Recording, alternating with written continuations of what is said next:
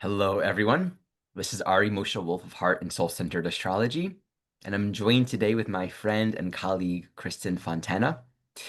So, Kristin and I have done many things over the years, including we have several series on the EA Zoom channel of Pluto through the houses, Neptune, Uranus, Chiron, maybe more. Oh, thank you. And so I've invited Kristin to join me because Pluto is stationing direct next week. And so we're going to do an overview of Pluto stationing direct in Aquarius through the 12 houses. And this is the first time we've done something like this together, and I'm joyed that we are. So welcome, Kristin. Thank you so much. I think we have never done Pluto through the houses or Pluto through transit through the Oh, houses. right. Yeah, we've done an audio of just Pluto through the houses. That's right. Did we? A lot. Yeah, 2011. Okay. It's on my website. It's actual audio files. You can check it out Oh on my the free gosh. teachings tab. That and Neptune. We did Neptune in 2012, Pluto in 2011. All right, but not through transit. And so this is such Not a in big transit. deal right now, because it's everything's concentrating. The energy is coming to a stop, and our souls are all feeling it. Doesn't matter where you live, where it's landing in your chart, you're going to feel it. So, Yep. I always say on this channel, the one way that I describe retrograde or direct stations, it's like that planet is conjunct itself. There's a heavy ooh, amount of concentration on that particular planetary function. So a lot of our own sort of life force is directed towards whatever that planet's about and whatever's beginning to turn. So well, in a yeah. moment, we'll share an introduction to that and then we'll delve in. As always, a few announcements. As always, check the description to learn more about my services and Kristin's. I'm always available for sessions, my uh, self-study training program, my newsletter. I have a mentorship, monthly, not mentorship, community membership where we meet every month and you get many other discounts and free offers. And these are just deeply soulful and beautiful exchanges where we interact with one individual and just expound upon the teachings that come through that session. So you can check all of this out below. And Kristin, in a moment, we're going to introduce the EA conference. But before we do, are there any other things that you got personally going on?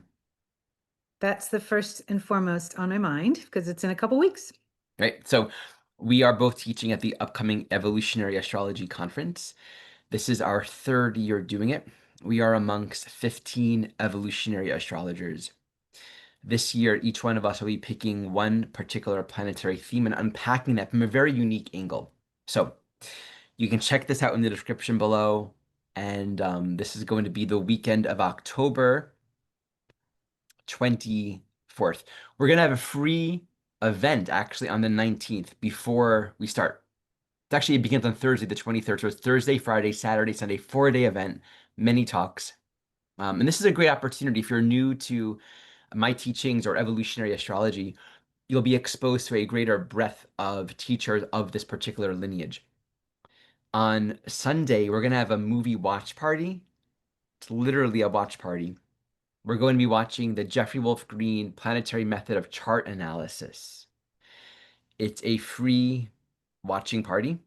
It's like a 2 or 3 hour video, and it's him going through how he interprets charts through the planetary method, planet by planet, understanding each planet in the larger evolutionary framework. Wonderful education. So we're all just going to be hanging out. It's free. So check all of this out in the description below. And Kristin, you offer sessions, correct? Yes, of course. Yeah. And she has a beautiful newsletter. I'm actually going to be quoting this newsletter today. Hmm. So you can check all of Yeah. that out as well. I write forecasts every 2 weeks as well. So if people don't know about that, individual star casts on my website, those are free. And then the newsletter lets you know that your star casts are posted. And you've been doing this for how many years? Oh my gosh, 25 or Yeah, something. yeah. So like I'll tell you, like it's Kristin's a gem in the greater astrological world. There's a lot of people doing astrology and teaching and putting stuff out there, but there is a generation of people that had really just been doing this before Instagram, before Yeah, social media. And so your work is very valuable. So definitely check it out. It's just worth it. It comes from a deeper, matured knowledge and life experience. thank you. So I'm going to put time signatures below. Um, If you don't know how to find where Pluto is transiting in your chart, ask in the comments. Usually someone will be happy to help you. If not, I'll respond at some point. But you can look at your chart and see where is 1 degree Aquarius.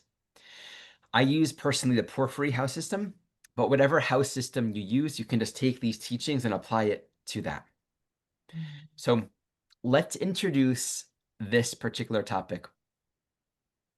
So as I mentioned, there's always a very strong focus when Pluto is stationing. Um, and there's a turning when it's moving direct, energy is beginning to build, but being at a total standstill, it's not moving. And so there's sort of like a pause. And if we're really in touch with it, like we can actually get quiet. I always find this to be so, that these stationing periods have a sort of sacred feel to it because it does feel like something's beginning to move, and there is almost this quiet pause quality that comes to it. And then from that place, a lot of insight, wisdom, new perspective, new direction, new momentum that can be acted upon progressively, especially as it picks up speed. So naturally, when we're dealing with Pluto and Aquarius, we're dealing with the liberation of our soul. What Mhm. are the desires, the fixations, the craving, the aversion, the compulsions, the attachments that are ready to be seen clearer? So ultimately, the evolutionary journey at its core is about elimination. It's an elimination process diet. And you find that in the end, nothing actually works. So it's all temporary. And yet we engage, we commit, we have full on experience. But I mean, play it out, but we don't hold on to it forever. So the question with this Pluto stationing is what higher level of consciousness wants to be embraced now? We have to allow for that. There might be a way of thinking, a way of perceiving. Perception follows desire. We can't see something new if we're holding on to an old program. So, what is ready to be birthed? What is ready to be released right now? And I would love to hear your insights. And you also wrote something that I would like to quote. And should I quote it now or should I give you a moment to share some thoughts first? Let me share something Yeah. first and then you can quote it. So Pluto rules the root chakra, the center of the root chakra. All right. So if you think your hips are like this and your root chakra is at the base of your spine right here. And when Pluto stops, it's bringing all the energy down to the bottom of your spine. Your whole soul is concentrated at that point. The space between your hips, the place we need to feel secure, our survival, all the things that make us human. But there's a high degree of focus now at that center of who we are, the core of who we are, our essence. And so when it stops, it's like there's nothing else that matters in the world than getting to the bottom of this feeling or your next move. And so the next level of your becoming. And Aquarius is ruled by Uranus, which is the soul's vibration. So there's Pluto and Uranus, which rule the root in that order. And Saturn is the outer ring, which is your protection, the things that you are resisting because you don't know what the future holds or that you're afraid of that unknown. But you want to surrender and feel into, as Ari was saying, feel into what is happening. This is a sacred transition because you're being led now to a deeper dimension of your journey. Mm. If you allow it to happen, if you resist it, it will persist and it could be painful. And yet, the transit on Monday, there's a grand trine with Pluto and Uranus and I'll Venus. share the screen so everyone can see that too. Pluto, Uranus, and Venus are forming a grand trine on Monday, October 13th. And Venus is your inner relationship to yourself. It is the thing that makes you feel human, the human element, Venus, trining your soul and Uranus, your vibration. So it's saying, here's the key to unlock the deeper dimension of your soul. And it's really a supportive energy right now with Mars and Mercury both in Scorpio as well, which are ruled by Pluto. You have everything you need to take your life and your journey to another dimension, to other depths, and to free yourself from the things that have been preventing your freedom. I love that you brought in the chakra here because ultimately that Pluto, it's the root chakra, but it also wants to be released and move through the entire system, kind of moves through all chakras. And Jeff Green described that as sort of penetrating every cell, right? It cleanses, it purifies. And as it reaches each threshold of our holding patterns, that's kind of where there's a whole paradigm of life experience and content. But what's interesting about this soul journey, and this is particularly true with Aquarius, it's really fascinating. We can reach these thresholds where we have these deeper psychological fixations, like where we're stuck on something. And a stationing direct is like there's a lot of pressure Oh and yeah. we're a folk, but we don't necessarily know how to move the energy, right? And that's what's interesting about the Pluto process, especially in Aquarius, because Aquarius is about liberation, and so there's a sense of, do I have to play out this and this and this and this experience, or can I witness the dynamics? Mm. Can I see the archetypes and kind of rise above the need to get further involved? It's not something you can make up. There needs to be an actual shift into a higher state of seeing. So meaning freeing ourselves a little bit from the hold, from the grasp of, oh, there's something that I need to do and react and get involved. It's almost like we sometimes create a lot of mess in order to become self-aware and progress. But I think there's something really profound with this stationing direct. And by the way, this is the first time Pluto's ever stationed direct in Aquarius, in this Pluto cycle, past 200 whatever years. The last time it stationed direct, it was in Capricorn. Then it moved into Aquarius. It's like the first time we're actually, oh, here, I'm all the way in That September. was September of 2024. There we go. So here we are right now. There you go. Stationing direct. It actually happens on Monday Hmm. um, of next week. There you go. So there's something really powerful. There's something, this is how I would characterize this in a nutshell. There's something beginning to move. I don't know where it's going or what it is that I'm here to see, but let's get still. Let's get Mm. still, non-reactive, not so much story Aquarius, more of an observer, and allow the momentum and the impulse of the soul itself to actually lead the way, to actually guide the next thing. And as per Uranian stuff, like things happen, like energy can just move because all of life is a mirror and it's a reflection of the inner ecosystem. And people and dynamics and communities and the larger networks of our human experience can just move and shift in all kinds of amazing ways. We can have these realizations and new elements can come up on their own because of our stillness. We don't necessarily need to do something all the time. So you're pointing out this grand trine. Um, here we have Pluto, Venus, and Uranus. So all during the time that Pluto is stationing direct on Monday. And let's see, let's make it the exact. It's like in the afternoon on the 13th. There we go. Yeah. So that's really powerful. I mean, Venus is really transient, but this is a very powerful alignment. And Uranus itself is retrograde moving back into Taurus. It's a very deep internal. There's a long-term process coming up here. Like there's something really deep that we're in the works of changing. Um, so yeah, like this weekend, pay attention to Hmm. all this air, right? All the social interactions, the conversations, the agreements, like what larger story is beginning to build momentum? That's what I would say about Yeah. this. I love what you said, Ari, about witnessing, being a witness to your own dynamics instead of doing something.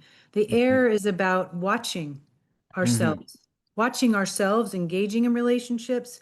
How can you change something you have done repeatedly over and over that hasn't produced the outcome that you want? It's when you watch your dynamics, you can more quickly make that shift. And Uranus wants to help you eradicate anything that has Mm, kept you down here, wants to help free you up.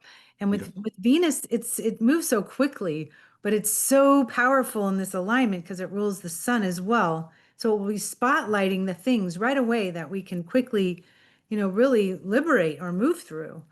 I mean, there's a lot of speed with this energy, even though it's Mhm. concentrated on Mm, that day. It can change everything in a day. wow. It could change anything and everything with a thought, in a breath. It's that influential. Wow, that's amazing. I love the way you said that.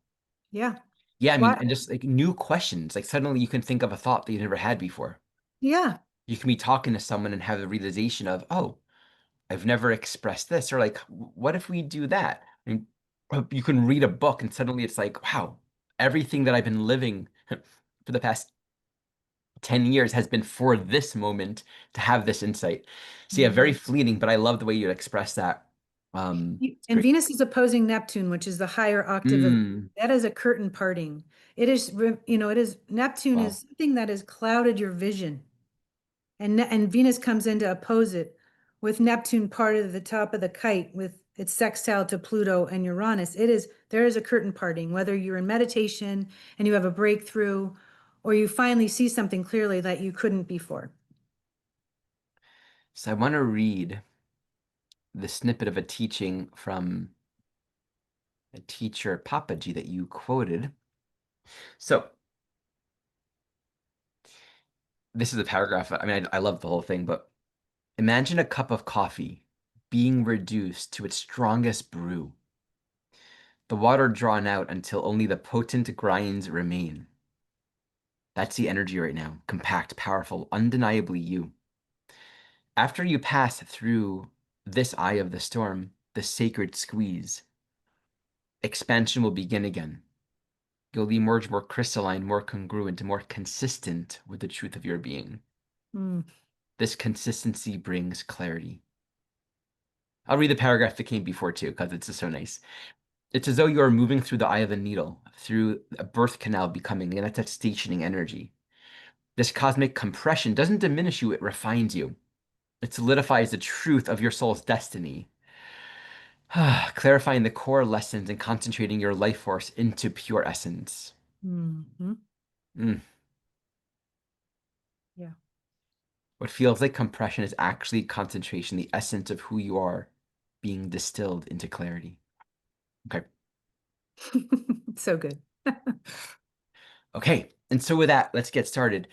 I wanted to say one more interesting thing.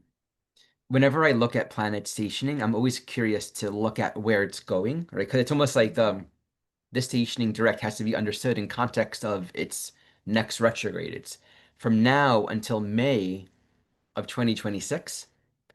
It's going to be moving forward until 5 degrees Aquarius, and then it goes retrograde at 5. I mean, Pluto spent almost half the year retrograde, right? It's like 40, 60 or something, 45, 55%. But what I find interesting, it's really worth noting this, right? We had this grand trine, and I'll in fact share the screen again just to demonstrate this point. So what's worth noting is we mentioned this grand trine, the importance of Uranus ruling Aquarius, and of course Uranus is deep in it right now, stationing between your moving between Taurus and Gemini. By the time you get to May, when Pluto will station retrograde, there you go, like right now, to the beginning of May, Uranus will have entered Gemini. So there's almost like a decisiveness. Uranus is now direct. It's back in Gemini. It's a very quick moving Uranus at that point, and it's moving to its square to the nodes. Mm, So just to frame that, right? What's happening right now in its larger context is moving us to a very profound Uranian period where I would say the latter half of next year is like everything does change. That's how I feel it. I mean, this Uranus square to the nodes is an unavoidable crux along the journey. And I've been looking at it for a while. I'm really seeing a lot of the current transits that's building towards that crux. Any planet square in the nodes becomes this crux for an energy that wants to be integrated and brought into consciousness. And so there's a lot of subconscious, subliminal energy right now being released. And I think this current right now, Pluto stationing direct, speaks to a lot of the long-term processes that are beginning to manifest in our lives, next year and through the rest of this decade. Just worth having that larger context in mind as well. Yeah. Okay, Mhm. let's get started. So we're going to focus on Pluto stationing direct in Aquarius, 1 degree. So look to see where this is in your own chart. We're going to alternate. The focus that I'm going to give attention to naturally is how this stationing invites a slowing down, a grounding, and a stilling to access the movement and the momentum of our own soul path and what's really beginning to transform radically starting now and over the next several months, well into next year. So there's a movement and a lot of change happening from this point of stillness. So what does it look like to liberate from the conditions of our life, as real as they seem, as unresolved or messy as they might feel, and to become more of an observer and sort of claim more of our own soul agency, Hmm, to be less involved, to be less concerned with the comings and the goings, with the results, with what we lose or what we gain. Okay. perfect. So starting with Aquarius in the first house. Jeffrey Wolf Green often spoke about the Aquarius first house archetype as, running to the beat of your own drum. The liberation here is that where your life is going, the first house choices you make, how you are individuating yourself moment to moment to walk on a new path, do something you've never done before. It's not this random, erratic, spontaneous, one day I'll do this, one day I'll do that. It's actually congruent according to a higher intelligence that resonates with your vibration. But we need to be free of fear and free of our own conditioning to have the courage to make a sudden break and say, hey, I thought I was doing this with my life. And this Aquarius first house energy says you need the freedom to be able to make any change at a snap of a finger and go in a Perfect. completely new direction. So, whatever you've been, whoever you've told yourself you are, whatever story you have, there might be a sense of, I feel stifled or stuck. So, this is a station that really invites you to get quiet. There's a reserve of an immense amount of energy and stamina. And maybe it's depression or a loss of energy or lack of will or lack of excitement right now. But this is because there's a deeper knowledge and empowerment that's wanting to emerge. And so be very willing to surprise yourself, and where things feel dramatic or tense or difficult or fight or flight, it might not be. And actually, that might be more of a reflection of what's in your mind. And perhaps it's just a matter of coming back to yourself. And all of that is just the noise of our own self forgetting. So I love this expression in Sanskrit, which is nete nete, which means not this, not that. It's a Pluto expression. It's about trying something, experiencing something like that first house transit wants to do, is have the freedom to experience all these things. And through that experience, you are discovering what you want and what you don't want. Mm, Instinctually, you might have been drawn in a certain direction to have an experience, but it doesn't always mean it's supposed to stay.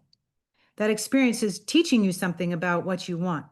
And you're learning, is this leading me forward? Is this leading my soul forward? You're also going to be learning through the retrograde and the station all that you do not want. Nete, nete, not this, not that. And so it is a peeling away and just observing or objectifying the experiences that you have had through the last passage of Pluto and the early degrees of Aquarius. What are the things that are leading me forward? And what are the broken records? mm, So nete, nete. Think about not this, not that. All the things that you just don't want to actually have on your radar anymore. They're taking up bandwidth. It's a time to eliminate them. beautiful. And you Okay. may be, I mean, you may be doing a quick pivot in another direction. So Completely. yeah, why Completely. not? What's interesting is like these pivots, sometimes like they're building up, like they're in the field, and there are these like Yeah, in signals the or field. this may or may not, like with this strong trine, depending on what's happening, like this might be that time for a quick pivot, or that might be maybe several months down the road, Yeah, with these other Uranian transits coming. But certainly it's in the field, and sometimes there are a lot of small pivots that lead to a big pivot. So stay true. open to whatever that is, and be surprised. Be Yeah. surprised. Let yourself be like, oh, I didn't see that one coming. Nope. Okay, will you lead us on the second house? Sure. Okay. So if you have transiting Pluto stationing in your second house, the second house has to do with what you value, your resources. It could be something as basic as how you earn and how you pay your bills. And oftentimes in Pluto's retrograde in the second in Aquarius, what's more important even than that is why you're here. And the things that hold eternal meaning ultimately are going to be coming up for you. Uh, the temporary fixes aren't going to work as much anymore. They're not going to feed you like they used to. It's asking you to It is such a transit for meditation, for yoga, for going deeper. The inner door is always open, is what Pluto station in the second house is reminding us of. I mean, go read Rumi, all of Rumi, and you will be able to relate. Um, and music is a big part of this transition for you to help you through this transition, I would say, as Venus rules the second house naturally, and it's just moving into Libra. Reach for the things that are effortless for And what do you you. mean by Libra? Oh, Venus is in Libra, Oh, okay, yeah, and Venus rules Taurus too, the second house.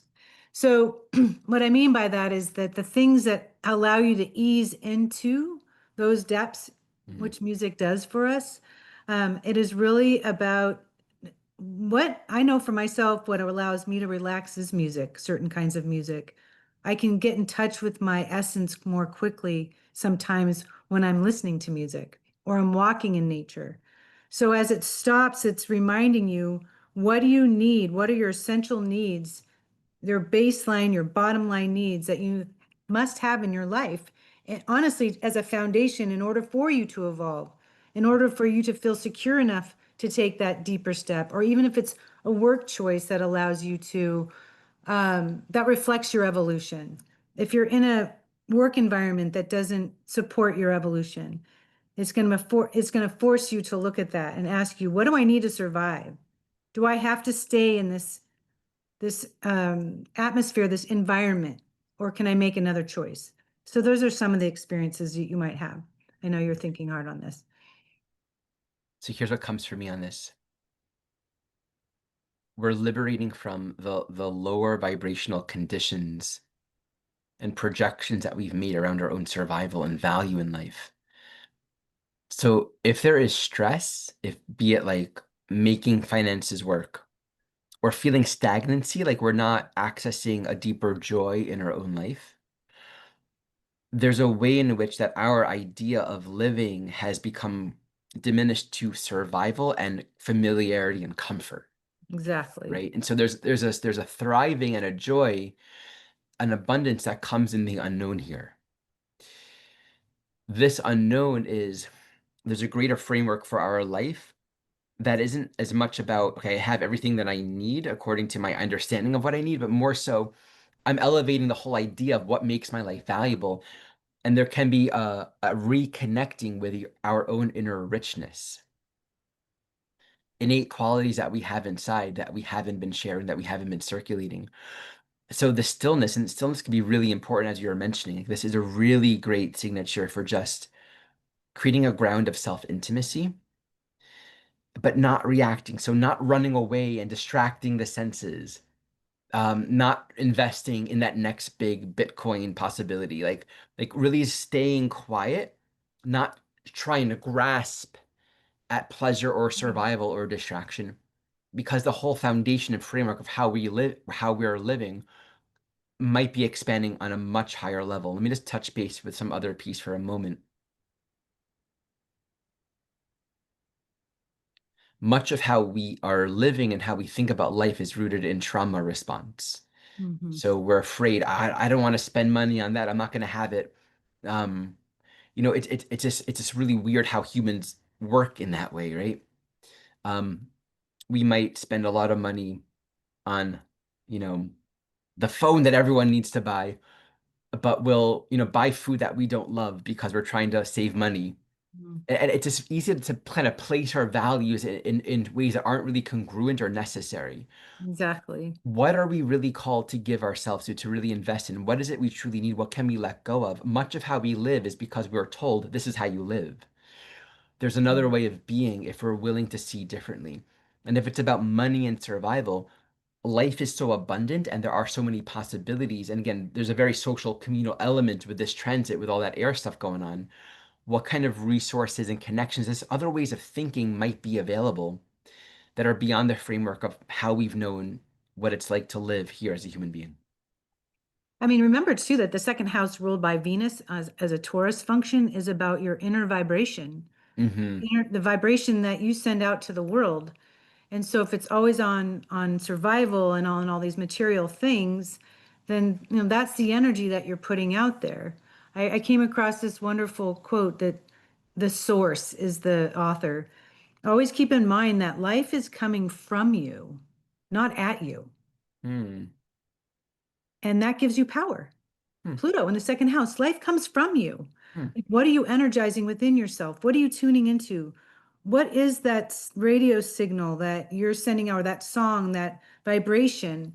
And with Pluto stationing in Aquarius in the second house, with that grand trine, which includes Venus, you can change your vibration. You can clear the static on your signal. You can refine it. You can evolve it. You can morph it. Literally like that. That's what this transit is offering you. And so tune into what it is that you value now. That's going to be very different than it might have been 6 months ago, even. I love that. Simplifying. It is simplifying. Remember this. It's pointing to the root. Beyond survival, beyond this life is pointing to that. I just had an experience last week where I hadn't done this in a long time. I did a 24-hour dry fast, Oh.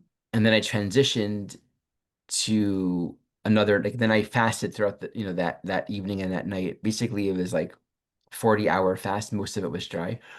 And it was very intentional. It wasn't just like I'm gonna fast. It was very much grounded in prayer and purpose.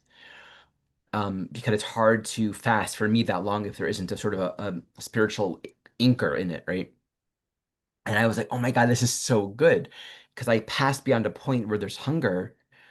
And on the other end of that, I'm like, I have so much. It's like my body's burning up stagnation in the fast. And I even found that not drinking water for that long was so healthy and so helpful for me. Like it allowed for an elimination of all the things that I'm constantly putting in, for the inner system to work itself out on its own. I felt radiant and clear and experienced immediate health improvements. And Aquarius in the second, we don't want to just live and eat and do what we're used to doing. There are other ways of surviving, Mhm. of living here that's beyond the boxes of what everyone does. So be very open to how stillness might be calling us, and less is always more, truly. That's a great example, like shocking your body into something different to respond in a new way. Letting it heal, truly. Yeah. The less we do, the more. I have a friend say, do less, more happens. Do nothing, everything happens. That's Okay, so good. I love that. that's good, right? That's so good. Deeply true. But the hardest thing in the world is doing nothing because we're so attached to something. That's why we're we're wanting. So that Mhm. stillness is a great opportunity to see what's there, what does really call us right now. Okay, third house.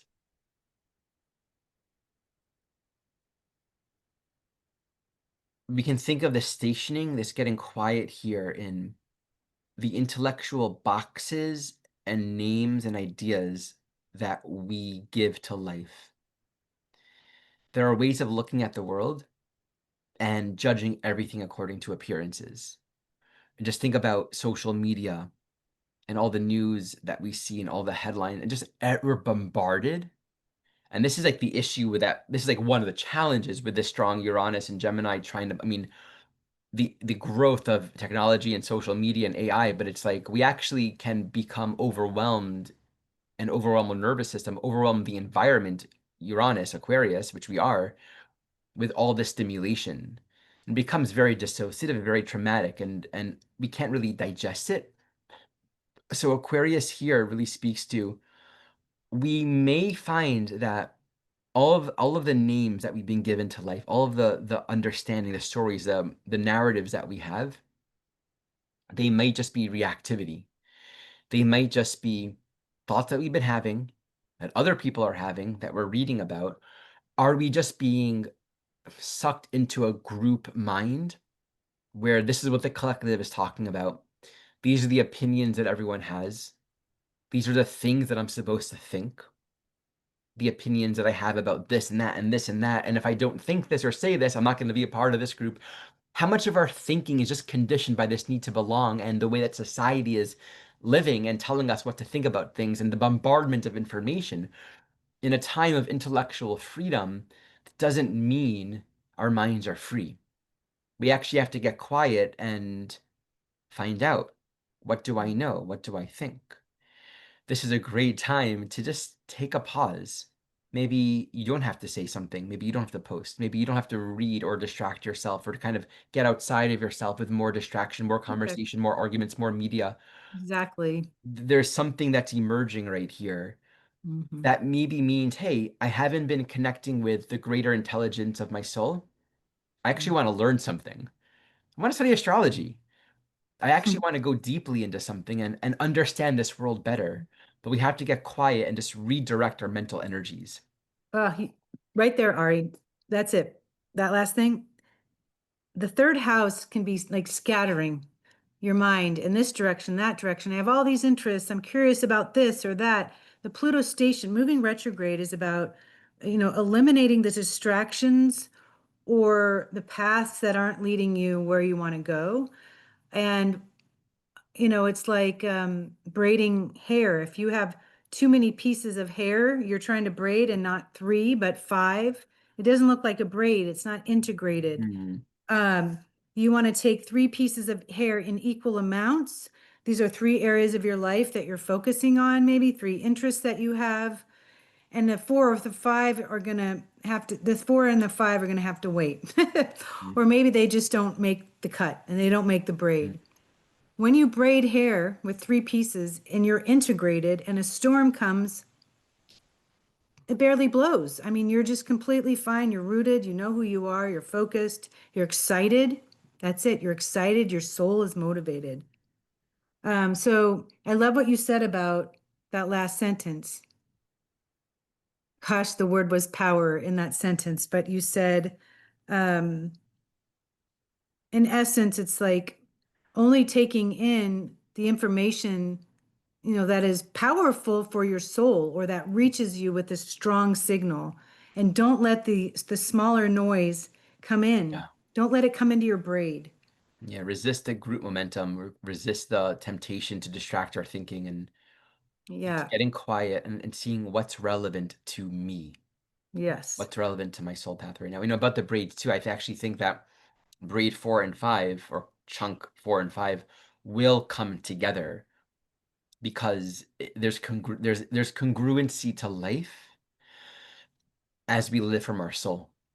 And so all Mm, the pieces make sense and the larger ecosystem is inclusive and everything is there. But if we're trying to grab onto it, it's not going to work out. And there just might be the need to, uh, like you said, like allow for ourselves to be less distracted and walk away. But it's like when we get into one thing, we get into everything. And the that's study right. of one thing reveals the larger algorithm and the greater teachings for all things. Okay. Let's do, you good? Should we go on the fourth? Yeah, I have this quote though, another quote for Gemini now. The source. The eye sees only what the mind is prepared to comprehend. Yeah, yeah, yeah. The You, eye did you sees know what? that the eyes are an extension of the brain?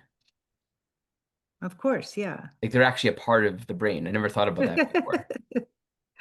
The eye sees only what the mind is prepared to comprehend. Mm, So, with soul work, and we're getting to the fourth house, it is an emotional journey. The mind can only go so far to help us. And our mind and our memory of the past, that's Pluto and Aquarius, the traumas of the past, there's pages where we're afraid to look, right? We all have them. Oh, I don't want to remember that memory. It's too hard.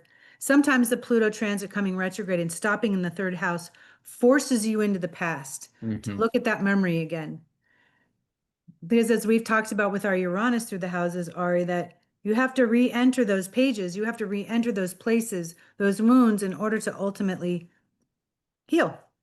And so I have talked to a lot of people under this transit that their past has been on rewind and overdrive, right? Just all the pages, all the pages, and Pluto going station in Aquarius is about your long-term memories, traumatic memories sometimes of the things you just wanted to detach from, but it won't let you detach because it wants you to integrate and wants you to heal. hmm That brings, one more third house point. We can have fractured memories, snippets. Yeah. And then the temptation is to try to create some kind of cohesive story with the small amounts of information. If we can say more and more as an observer, will allow for more of the picture to come in. The key with the third house is not jumping to conclusions. There's a lot more to see if we would allow ourselves to open up, to just continue to relax, continue to allow for the whole story to come into view. I want to share something. It's kind of personal, but I have a third house Pluto natally, so I'm very familiar with this And energy. Uranus there too, right? Uranus is Yeah. conjunct that. It's Yeah. just like, but when I was, Jeffrey was helping me with something in my journey, and I was literally focusing on the leaves, right? All the leaves, but this, but this, but this, but this, Mm, but this, mm. all the reasons. What, look at, I've been doing this and I've been doing this. And he said to me more than once, keep your eye on the ball. Wow.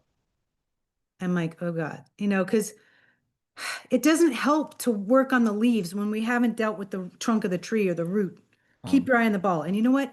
He could not have said anything better to me than that because it kept wow. this. I had that sports analogy, right?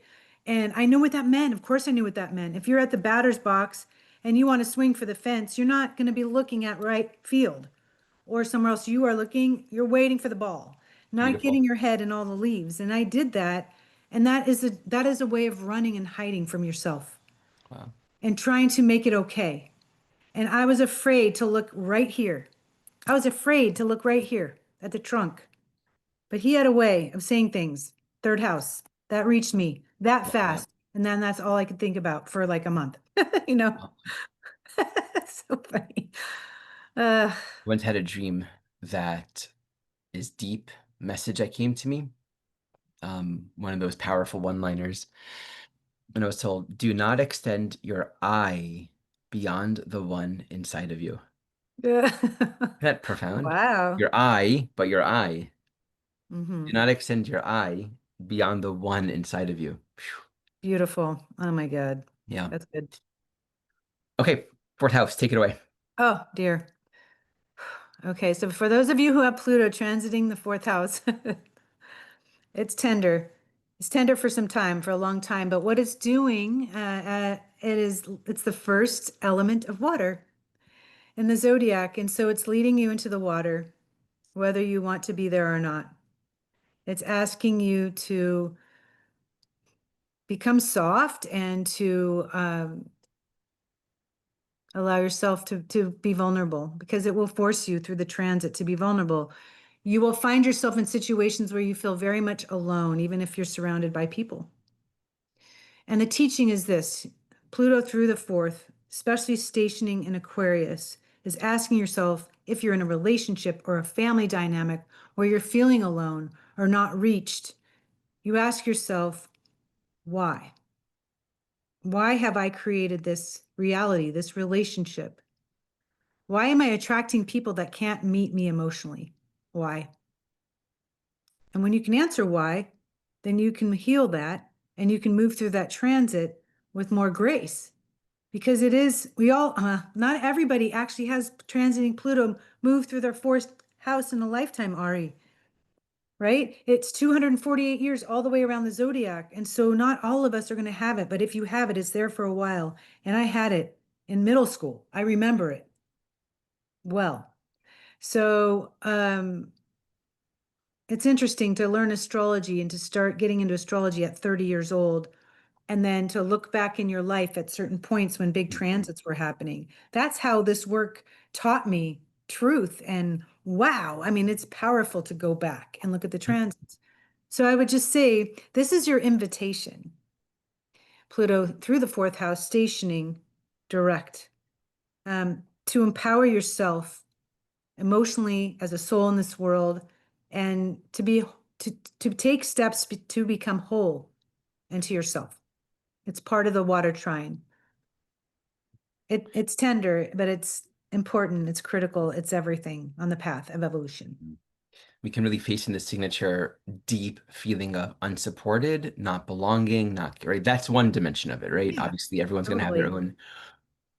own. The stillness here invites us to recognize that home and belonging and security are innate to our soul. Yeah. It is true for who we are fundamentally. And so what we're liberating from are the conditions that we've placed around those ideas. I am trying to fit into this box. I want my family to look this way. I want home and belonging to take on this expression. I'm walking through the streets and everyone's got their home with their bathrooms and their cars and their 2.5 children. And there can be this sense of our soul is calling for something deeper and more authentic. So this might mean, to give one example, getting out of the nuclear space. Maybe family is more about community. Maybe family is more about soul vibration, but allowing ourselves to be open to coming into resonance with what home and family and belonging wants to be for us. And so getting out of the story or the projections of I can't be held or I can't be supported, whatever that story or that program might be for any one of us. On another level entirely,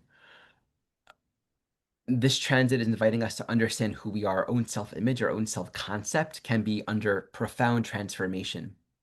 So you wake up in the morning, you think, I am this person, and this is my life, and this is my story of my life. And suddenly you have all these memories.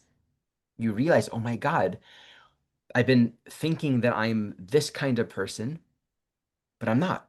Like the core of Aquarius and the fourth is who you are is relative to your eternal soul vibration. And so your own conditioning, your own emotional imprinting, who you know yourself to be, the way that you've experienced nurturing and family might just be a metaphor for a more non-linear quality of being that doesn't fit into any of the boxes that you know. So just be open to having these new insights about yourself and what do you need to give to yourself? What do you feel? What do you need? You might realize, oh yeah, I actually been working this job or having these relationships or doing these things, but it's not what I want to do. That fourth house, 10th house axis very much in its in entirety speaks to how we're defining our own direction and sense of identity in life. Mm.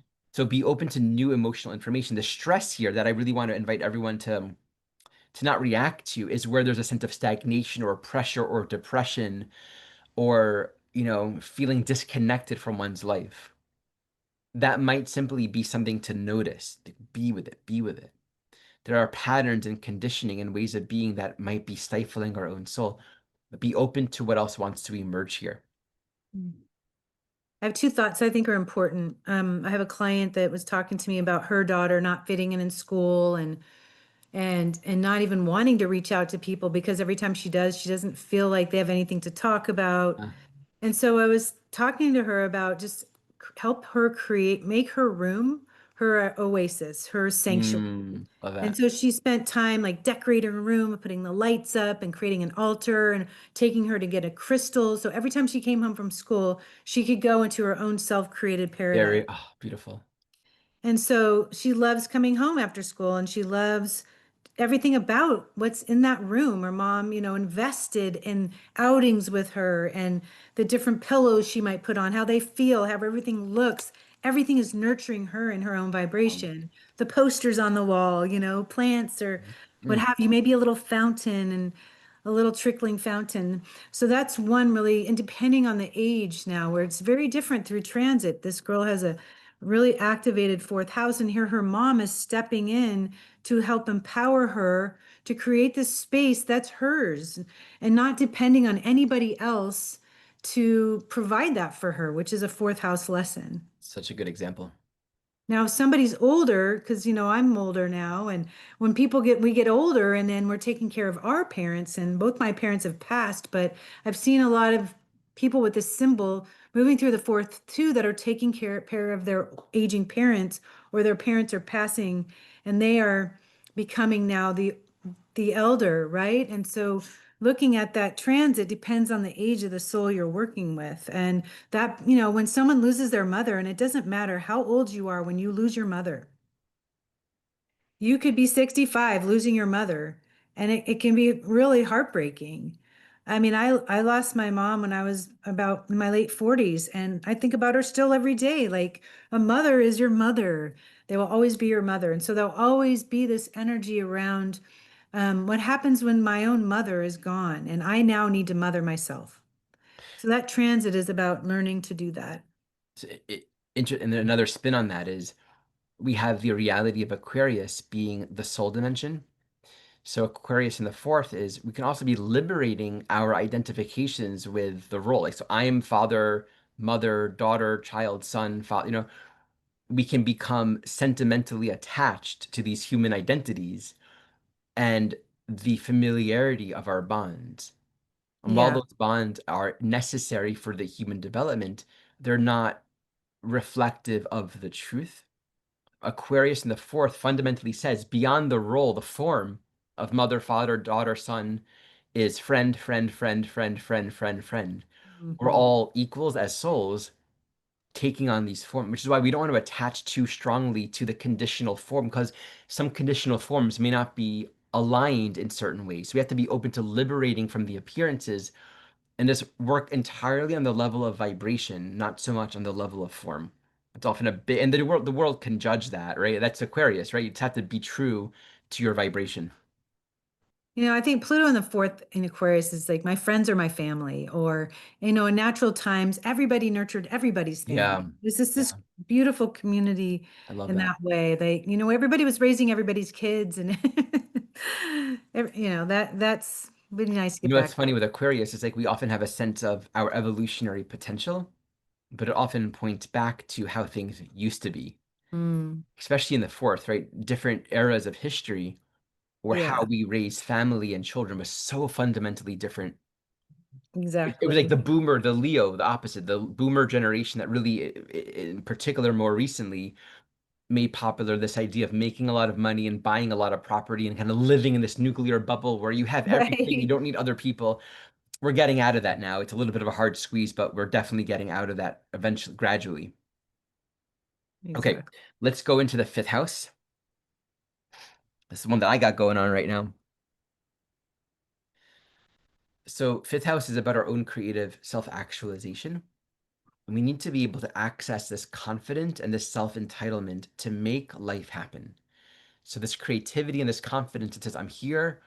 I want to enjoy my life. I want to actualize my unique gifts and potential. So, there's a quality of being seen, stepping out there, not being afraid to express oneself. We can get stuck in the trap of what do other people think of me? How does it look? Where we're concerned with the tomatoes or we're concerned with the flowers, right?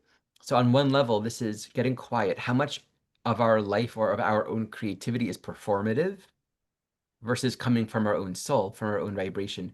Rick Rubin says, when you find what you're creatively Mhm. excited about, you'll do whatever you can do to just do that as much as possible. You won't care if you're making money doing it. It won't even matter if other people see it. That's the key, to really find where our soul comes alive, not be afraid to do it, to actual and to give it expression in whatever way that means. And the other is the ways that we create are all metaphors for the intelligence of creator itself. That's like the Yeah. deeper meta of our human self. And so we have this agency and this right to be divine co-creators. Mhm. And a part of the evolutionary journey is taking that mantle and saying, I'm going to actualize my life. But to remember that when we take a crayon and draw on a piece of paper, it's a way of exercising that creative muscle. The crayon and the paper is still just a metaphor for this profound intelligence that we all possess within our soul. So if we're feeling stifled or unexcited by our current creative expression, our purpose, what we're doing, this might be a calling to kind of get more in touch with our core vibrational essence. What is the essence that wants to be expressed? Don't focus so much on, oh, he's an oil on canvas paper, or he's an Mhm. astrologer, right? She's a classical musician. Like those are just forms, but there's an essence underneath it. And we have to be willing to maybe break out of the shell of those forms to let a more pure creative expression come through. Even if it just isn't what we were thinking, embrace it. When I was growing up, I have a couple older brothers, and I remember when I was probably old enough to think about boys and boyfriends and things, I asked one of my brothers, "What kind of girl do you think you're going to marry?" He goes, "I don't know, but all I care about is that she doesn't need to do what I do, but I want her to be in love with what she does. That's a good thing to know. So, I mean, as a young girl, I was like, oh yeah, I love that because I'm in love with what I do. And I know how, so it's Mm. like that heart, that fifth house, to have your total heart and soul into what you're doing, to be excited, to be stimulated. And like you said, it doesn't matter if anybody's watching, you just know where it's coming from. It's coming from somewhere else. It's a divine co-creation, like you said. I just want to be with somebody who's in love with what they do because we know that when someone is in love with what they do, they're not looking to you to complete them either. They're self-empowered and they're self-inspired and they're co-creating and they're moving with their heart and they're stimulated and they're excited and they're doing what makes them unique in the world. And that's Uranus and Aquarius, I should say. Pluto and Aquarius. Beautiful. Yeah, and if there's a sense of stagnation, if like things aren't moving, that stationing, get quiet, be with it. Again, this strong energy might just sort of bring an insight on its own, Yeah. seeing, or just something might come into our field, and then it's like, oh, this is how I want to be expressing myself right now. This is what I want to give birth to. Mm. All Wow, right. I love that. That is so true. That's so true about the fifth house. Mm-hmm. It's really powerful. Mm. Now, with Pluto in the fifth too, especially, if soul's born with Pluto in the fifth, you will come in with a special sense of destiny, right? And so transiting Pluto in the fifth might make you feel like just driven to no end to find what it is that you're supposed to be doing here if you don't know. I Mm-hmm. know that there's something important or special that I'm supposed to be doing, and I want to get to the bottom of it. I want to figure out what my fingerprint is. Mm-hmm. We Mm-hmm. all have a reason Mm. why we're here. I love the fingerprint analogy. Me too. No two are alike. That's right. Even fame or being well known can feel stifling if we don't feel like we're really connected with our vibration. Right. Exactly. All right, let's move to the sixth house. You lead. Oh, sixth house. Mm. The sixth house is a Virgo house, and it has everything to do with our habits and the way we think about life and ourselves.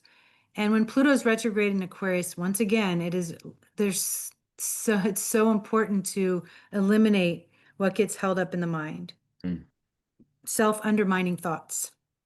It's a purification process to remove those thoughts and to change your habits every day that can contribute to the frequency that you want to feel in your being when you wake up every day. Subtle adjustments. Life needs to be simple, simple with Pluto in the sixth. Mm. Simple changes every day that are not complicated, but have a long-term effect. The polarity is Pisces. And so it can be a meditation every day or walks in nature and things that really keep life simple. But what's so important is that you actually schedule it in your day so you don't make an excuse why not to do that thing that makes you feel better. To schedule it in like it's an appointment, whether you're going to the gym or going outside or anything. This is absolutely about the habits that you have every day that support your evolution. And it could be journaling or anything that, again, is keeping your mindset clean, pure. Mm. We can become our own worst enemy when we start doing numbers on ourselves. Absolutely. We can think of this as freedom from liberating from procrastination, procrastinating our own soul, Yeah, I love that. all of our own potential and things that we're not doing because of all the reasons why we're not good enough at it or not ready. Mm, The insight can be, oh my God, the actual not readiness has itself been the issue, meaning the not readiness hasn't been true in and of itself. The feeling of not ready was the issue itself, right? It's the inadequacy that we hold about our own selves and the comparisons and the why not getting started. So there can be this profound recognition of my life isn't a mess. Again, don't act on that sense of there's hardness here, right? The stationing is slow down. Things might feel confusing, but be quiet, allow. Things could feel very messy and chaotic in the sixth house, or we feel very far from where we want to be. but we might be just this far away from the next step. Hmm. And being able to see clearly that next step is just that next, it's just, oh, I can make this choice. I can get started. There's so much power in that just getting started when it comes to this kind of transit. Otherwise, the Aquarius 6 can be this like projection of all the reasons why we're just enslaved or stuck in the life conditions that we can't get out of. And the other thing that I would say here is from another angle, liberating from the messiness of our lives. Like there can be a lot of distraction where we're constantly busy or constantly cleaning up and tidying up issues, like dealing with back end issues, constantly working on, you know, crisis management one after another. So the Pluto dynamic is get to the core of why is that crisis happening? Why is there ongoing stress and crisis management? When Hmm. we change our orientation, the extremities will heal. Like the core, Pluto is the core, and the extremities are like the conditions of our life. So instead of managing all of the symptoms, it's Mm. like, what do I need to change about how I'm living? No, it's so And so true. it can be, I'm putting off my soul work. I'm not listening to where and who and what I want to be doing with my life. And that's why there's crisis. It's interesting with that sixth house, we're going to find ourselves getting involved in a lot of things that we don't like doing that take a lot of our energy and are Yeah, never resolved or done because we're not doing the one thing that's we right. really want to be doing. And just that polarity, a lot of what we don't want, and it's never complete. And so it sort of perpetuates the I can never rest, and there's a reason why I can never rest. I got to keep on fixing versus our path. And that Aquarian energy is our path in life is there's a higher intelligence and a greater congruency for how our life can come together, our health, our work, everything can be understood at a higher level of consciousness if we don't just follow the same pathways and practices that we know. There's a yoga to everything. There's a Hmm. way of unleashing the deeper medicine of everything in life. We have to step back from the conditioned zone in order to see that. I wanted to share something that I was just thinking about it when you were talking.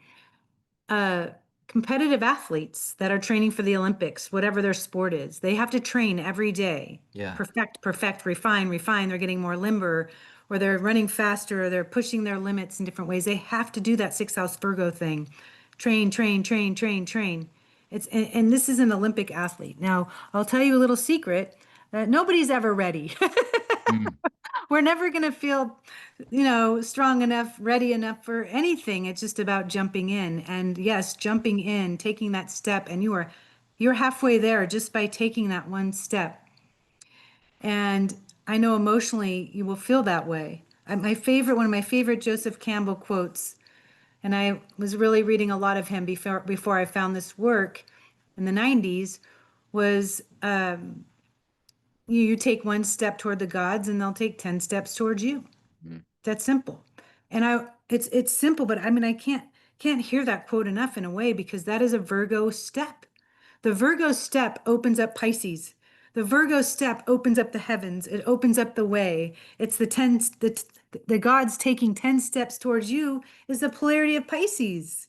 So just take the step. It's not much more than that typically. And sometimes we become paralyzed because maybe we have waited too long to take the step. Then we're Hmm. beating ourselves up for that. That is so common. Then we wait even longer. Then we punish ourselves even further. Why did you wait? It's just a hamster wheel. Completely. I'm glad you brought the example of the athlete because another spin on that would be the athlete that's working really hard, Mm. so much routine, diet, and they wake up one day and they're like, why am I doing this? Yeah. It's like that's the other, it's like what the draw of it might just fall. So we might have ourselves kind of living these routines and we're liberating from the routines with Aquarius. It's like, why am I doing this? Like what's the point, right? There can be a sense of like, this is silly. And so like Yeah. it can go in either direction. And so where our efforts are, where the energy is going, it's very much a reflection of whatever is next on our soul path. That's so David good. David Goggins, by the way, has Aquarius in the first. If you know that, you know David Goggins. He's that workout guy who can do Oh yeah, extreme yeah, yeah. run for, So Aquarius, that's a good example of Aquarius in the first order, this single-minded attention to perform, to go, to its, directiveness without fear. Okay, Yeah. Pluto in Aquarius in the sixth can be something running its course. It's not working on a day-to-day level anymore. So pay attention to right, something that you've exhausted. right, exactly. Okay. Um, oh yeah. Another quick little example. What's interesting about health when it comes to the sixth house is we're always going to have the mainstream beliefs and ideas around diagnosis, right? So Mm, this is the right way to eat, or this is what this condition means. And there's almost like the next level of consciousness that will look at things very differently. Like I know a lot of people that work with Lyme disease on a mm, very different level of consciousness where it's understanding the bacteria that's involved in Lyme's um, as a consciousness. And it's like, what does it look like when we consider that it's a life form? And to be in mhm. conscious in relationship to that life form and sort of working on a more energetic level. It's real, but it's much more of an astral level where we're dealing with the consciousness of a being, less so the physicality of something. And we have to vibrate at that level of consciousness to be able to tune into that vibration, but it exists. I mean, that's a real vibe. That's reality. So there might be a sort of density to how we're thinking of our world and our problems and our health even that wants to loosen up as we access a more vibrational way of thinking of things.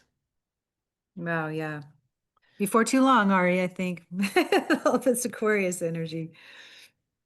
Okay. Seventh house. I like this one a lot. So whenever I talk about Aquarius and this stuff, I always find it just like very fun. And this is a great example in this case, we'll have a very strong air trine involving the third house, the seventh house, and the 11th house with Venus and Uranus. So there can be a lot of great and sudden shifts and breakthroughs in our relationship. Fundamentally comes back down to liberating from expectation. Mm, What does it look like to be in a relational field where the content and the structures of the relationship are not defined by I need to be this for you, you need to be this for me, but more so an actual meeting, the objective ability to listen to the subjective reality of another person. Jeffrey Wolf Green quoting Young, me quoting both, but kind of getting it a little bit. So you hear another person not as you want them to be, but as they are. And there's a symbiotic meeting point where two soul individualities are able to engage in a sharing of value and relationship because they're both free to be themselves. Now, as simple as it sounds, I think a lot of the issues with Aquarius in the seventh are all of the conditions, traumas, expectations, and ideas that we place upon our relationships. I don't want to be rejected. I don't want to be different. So we don't bring our full self forward. We dissociate. We project, oh, I'm going to be rejected here, or no one will like me. I was the one that was made fun of, and no one's going to accept who I am. So we push parts of ourselves to the side. And then we also are afraid of really, if I let go, if I just accept you as you are, you're not going to fit into my own boxes. So there's a radicalization of letting everyone and ourselves be what we are without trying to put it all into a box. The other dimension I would add is if we find ourselves playing out this matrix of a story.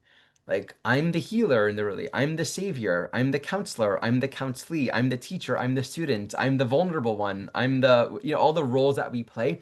And we kind of agree upon these roles. Or even if we're a counselor or we're a teacher, we can still find ourselves like playing out these older, unprocessed wounds of, I need to be this person to be validated by these people out there who are going to see me as this. So much of our identity gets built around who we are trying to be for others so that we can feel a certain way.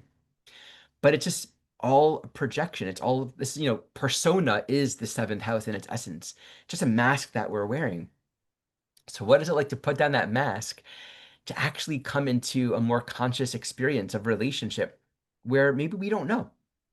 Maybe we don't know entirely where things want to go or what it looks like to just be what we are, less defined. Maybe there will be disappointment. Maybe certain relationships or agreements will fall away, but something much more congruent will and has to come through. So with that mm, stationing, the invitation is don't react, Don't jump into like, oh, let's do this or be this, or I'm going to try to be. There's some clarity coming in, perhaps good conversations, new thoughts, new ideas, new questions. Let's get quiet and allow that to kind of just emerge from that stillness. I have a great example of this is, a woman that's been married for 20 years or 30, I don't know, longer, and has three kids and has always had dinner on the table every night. Yeah, yeah, She's like, I want my life now. Forget this. And it was her own self-creating. She loves to serve and to give and to prepare and all the things. And she just this transit, she's like, no more. And her husband's like, I don't know if I like you like this. There's an expectation now that the dinner is going to be on the table every night. Da, da, da.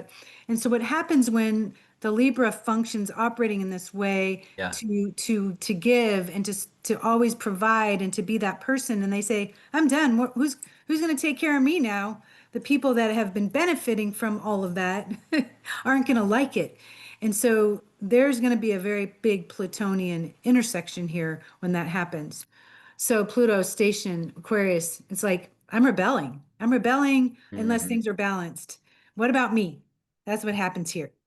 And this great quote I came across from We the Urban, because the seventh house is about comparing. Libra can compare themselves to others, or the Libra, when the transit's happening, you can feel like, wow, maybe I'm not that far along, or I'm not this. And so this quote is replace they're so ahead, replace they're so far ahead with their path is not my path. It's yeah, always been you versus you, yeah. not you versus them. And you're removing that tendency to compare success or whatever else it might be. So yeah, it's a big one for balancing this transit for that seventh house. I love it. And that example of that woman you mentioned really brings up too, as we bring clarity to our own energy output. And that classic, we may not be giving what we were giving. And that also allows the field of relationship to become a shared healing, where we then stop holding people back from their own evolutionary work. We free up each other by freeing ourselves up and eliminating the patterns of dependency or addiction that's been running the show in our relationships. Mhm. Think of this as healing Totally. codependency. Like, I have to share this. He did, the husband didn't know what to do one night, and she was really pulling out. And she's like, you can make yourself a grilled cheese. I know you know how to do that. And you imagine, you talk about codependency. He's been dependent on that meal every night. So he literally did live on some grilled cheese for a while. There you So go. it sounds good to me. I don't know. I'd be good. I love I'd grilled be cheese. down for grilled cheese. But anyway, good for her. That's all I gotta say. Do you know what happened? Oh, they're still in it. Oh, They're okay, fine, fine, fine. they're still working the dance. I mean, you're not Let's going to just let's leave see a how marriage this after that stationing long. goes. Oh yeah. Um, one thing I'll say too is Patricia Walsh once shared this beautiful insight. She put it in a way that just really helped something click for me. That on this soul journey, we're often going to find ourselves approaching the same archetypal dynamic from life to life, or even within a life from different angles. Like I'll play Mhm. this role, and then okay, I went really extreme there. I'm going to manifest an experience where I'm the other side. I'm the other role. I was controlled. Now I'm going to find myself controlling. We don't always have to go full on, but it's almost like we have to experience to some degree and integrate the polarities so that we can kind of come into a place beyond the polarity. And so it's very common seventh house thing in particular to find ourselves in extremes because we'll Totally. suppress some part of ourself, the anima animus. We're going to kind of put off, oh, I can't be this part. You're this part. I'm not this part. And we can only go so far until the calling of our soul is like, there's this part of your being that you haven't expressed that needs to come out. And then we might find ourselves experiencing some life dynamic where we can fully express as one part of ourself that wasn't there, and so allowing ourselves as needed to explore these polarities as well might be a part of this. So good. Excellent advice. Okay, eighth house, you go. Oh, okay. Mm.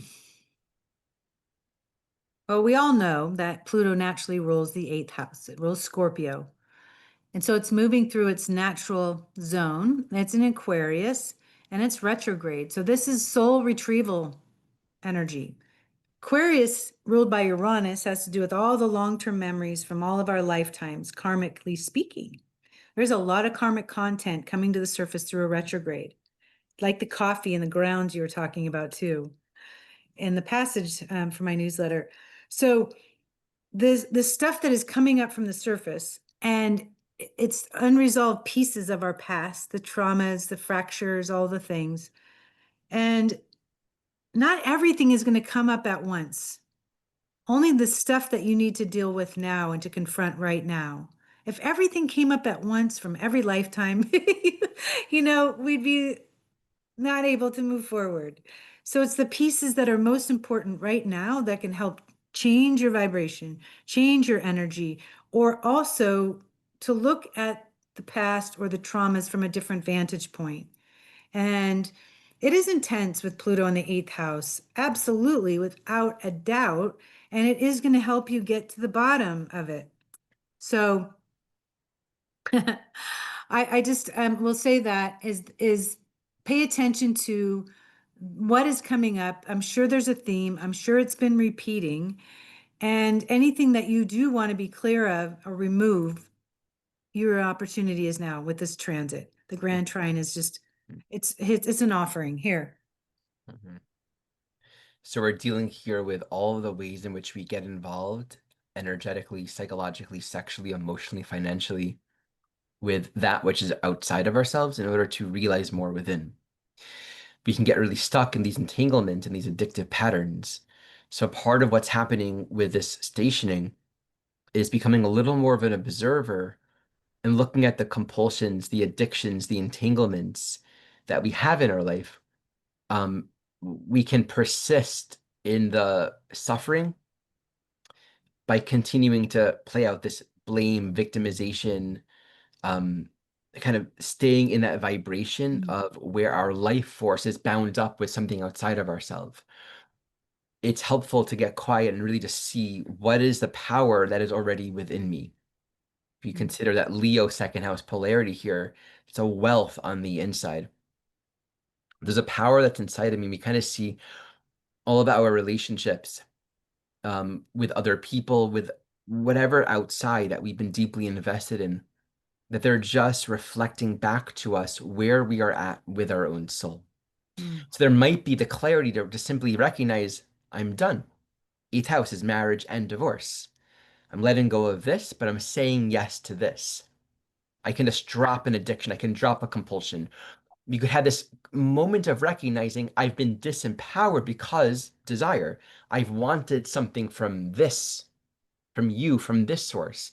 I haven't allowed myself to acknowledge or accept my own vitality and my own right for life. So once we catch that, there's like this wealth of energy that can become available for us to just simply see things in a new way and make new choices. And a lot of the psychic content can be impressions relative to the past trauma. Like, I don't trust you, and that can keep us from actually giving more of Yes, ourselves, right? Like, I don't want totally. to get close. I don't want to, because I'm going to get hurt. Yeah. So we might also have this experience of realizing, oh, I haven't been allowing in from the outside helpful experience because I've been so guarded and protected and jaded. But I realize nothing can be taken from me. So we can actually find more vulnerability, more availability to just be exposed and to have deeper and more intimate, more powerful experiences in life as well. Mhm. Interesting. Like again, another example, I just had this couple, different couple. Different couple. They're just dating. Uh, but they're older. He's just come through a horrible divorce and he found who he thought was the love of his life. And Mars just came through a square to Pluto in the last 2 weeks. Mars entered Scorpio and squared Pluto, and then Mercury did. And if these two did not just, their wounds were bumping up against Yeah, each yeah. other, trust issues, all the things, and it became, it really became what you just said. I don't know if I'm going to trust you because I don't want to be hurt. And it Right. becomes this at the station, it's like this, there is a fear and there's the woman wanted to punish him for something. It Mm. was not deserved, but her fears were bumping up against it. And so then it becomes a freeze. That's Aquarius, freeze. You're freezing Ah, in that Scorpio place of it. The connection is so deep, but the fear of betrayal is more intense, or Yeah. abandonment is more intense. So it's like, excuse my French, F you, I'm out of here. I mean, that was the energy that happened. And I'm like, wow, why would you just blow this whole thing up? I mean, he's so sincere. He loves you so much. And so that can happen too because you don't want it to recreate any more pain for yourself. And it is really a powerful T in the road here to be able to recognize what is true and what is the past, just right there. That's what it was. Wow. It's like you can be looking in the eyes of an intimate partner, getting really close, and you can just be seeing through your eyes, through your brain, you're gonna hurt me. You know, like Yeah. I don't Right, trust you, right. right? Like So true. the subliminal memories of Aquarius coming through our deeper subconscious unresolved pains and abandonment and betrayals. It's like we can project all these un we don't remember them all these lifetime. And that's a funny thing about the soul journey, right? It's like we're gonna come together with these souls in whatever form. We don't remember what happened, Mm. Oh but my we're God. going to feel something, and it's very easy to recreate the same drama with the smallest. It's like you can say just one word a certain way and it triggers, oh, Yeah. you know? Those are the It's moments where so healing true. can happen if we don't kind of keep Ah, ourselves and keep each other in the past in that way. mm, it's so true. And Yeah. you know what our job is? Our job is to trust beyond the trigger. Yeah. You got to stay beyond the trigger and really feel into the truth of what is in front of you. And you don't want to keep recreating that same situation in a different relationship over and over. So Um, our job is to change it every time. And this transit is, wow, an opportunity to change it forever. mhm. And you said it, divorce or this or that. It can be the end of something with Pluto stationed in Aquarius in the eighth house. What do you want to end? Yeah. Do it. Or begin. Or be, well, you got to end it so you can be, it's a death and a Yeah. rebirth. What do you want The- to die? So even the relationship, I don't even know where it's at. I got to find out. I'm seriously, that's how volatile this thing has been in the last few days. And so it's, if the old dynamics can die, this relationship has a chance, a beautiful chance. There's so much good about it. if they're listening right now, my They won't be. advice with this air trine is non-reactive listening. Just listen. Yeah, they Set won't a be listening. timer. Listen, observe what arises, but just try to hear the power of that, with all that Hmm. air energy. Okay, Yeah. let's go into the ninth house. So here we're looking at our cosmological, philosophical understanding, the spiritual path of greater realization and insight. We're liberating from our beliefs, from our dogmas, from any conditioned ideas we have about our path or about what the truth is. So, what is true, the nature of reality itself, has nothing to do with our existing belief system about it. So, there's always a movement toward a greater clarity of space for direct experience, where our story and our convictions and what we want to see isn't getting in the way of what is. So there's a freshness of mind in having an experience of truth that's irrefutable. It's direct insight, direct experience. Reality is experienceable, and when it's experienced, it's known, like the taste of orange juice. But that means being honest with ourselves. We can be living a life of trying to make ourselves believe in something that we don't believe in, whether that's a philosophical, spiritual basis, or just anything about life, trying to be something that we're not. And maybe there's the trauma of I'm trying to be believable. If Hmm. I am truthful, if I am myself, if I'm authentic about what I actually know to be true, what's actually authentic and true for me, I'm going to be misunderstood. The Aquarius ninth house, the trauma of being misunderstood. You're wrong. That's not true. And we question it. Well, no one else believes it. I guess I'm wrong. Like, we can really fit ourselves into this group box of trying to fit into something that's believable and acceptable, but not being authentic. So there's a pilgrimage to walk here, but this pilgrimage is defined by the authentic vibration of our own soul essence. And where we go, literally and metaphorically, whether sitting down in one spot or traveling on an airplane, is really it comes from the clarity and the congruency of being true to our own soul path. And we can't put it in a box. The moment we try to say, this is what the path looks like, and this is how it's going to go, and this is how realization happens, we're no longer open to the experience. So we need to be free to have an experience, free of the journey, but absolute and total sincerity is required. So when it comes to getting quiet and still, a great point of meditation is, what do I actually know to be true? We can find ourselves feverishly and restlessly walking many paths and exploring many directions. But we might pause and realize, I don't know where I'm going. I don't actually understand this, or I don't even know if this is true for me. What is true? And I'll say one more thing. We can have a lot of dreams and symbologies and messages. The mind wants to interpret it and grasp it and say, okay, this means I should be doing this. I should be going here. Or I dreamt about a gray hippopotamus and my father was riding the hippopotamus. Okay, I got to talk to my father. Maybe he needs to buy a hippopotamus. Like, and it's like, oh, that makes so much sense because I like hippos. And we can just convince ourselves to Yeah. believe in so Especially- many things, but these dreams, these signals are archetypal symbols of an essence. I want to share a quick story.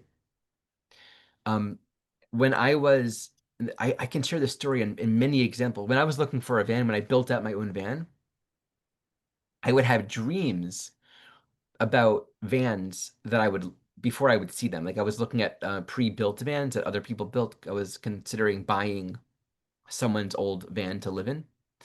And then I would dream about it before I would see it. Like I would see it the next day online. I'm like, oh my God, that's exactly the van that I saw. And I would go there. In one case, it was like this really beautiful pre-built van, like far beyond my budget, but it was like, amazing. And I was like, this is amazing. But then I had the heart in my emotional body was like, but I don't think I want this. It's a little bit too big and it's just expensive. And I just stayed authentic with it. I struggled with it, but I feel like, why did I dream about it? I'm supposed to have it. What I came to is the dream was leading me to recognize that there are elements of Mm. that van that symbolize what I was seeking to realize about my own vision for how I wanted to live. And I took that, the parts that resonated, and eventually I built my own van and I designed it 100% the way I wanted to from scratch. So all of my experiences kind of led me to take the symbology of the things that were arising to help me understand my truth, not to grasp it as a literal symbol that I'm supposed to live into. That's such a great example of the ninth house because the whole truth for you was the van you created. Yep. Like you designed the whole thing that fit your needs. And so with Pluto retrograde stationing in Aquarius, it's like, what is my whole truth? If you would have bought the more expensive one, it would have been too expensive. Maybe it was too big and you didn't need this or that. That's Yep. taking that's taking other things on that weren't true for you. So in life, this transit it is like, pardon the expression, but it is like trimming the fat, and getting to the real essence of who you are, trimming the excess in a sense, and really not padding your soul with something that isn't yours Yeah. or isn't authentic to who you are. Yep. Yeah. Had another dream, a beautiful story I'll share once. Um, I've done a lot of work with a particular plant medicine, and there was a time in my life about 13 years ago where I really wanted to go deeper in working with this plant teacher. Um, and I wanted to just do a lot of solo work, working with this medicine. And I had a dream one night where I went to this cafe and someone was going to get this tea. This man next to me was going to get this tea. And this tea was this medicine. And as this tea was coming, a black snake came from the sky and entered into his crown. And I woke up from the dream and this medicine was in me. Ooh, I experienced it moving alive and awake on the inside. And that brought such immense gratitude to learn that the actual physical plant wasn't needed.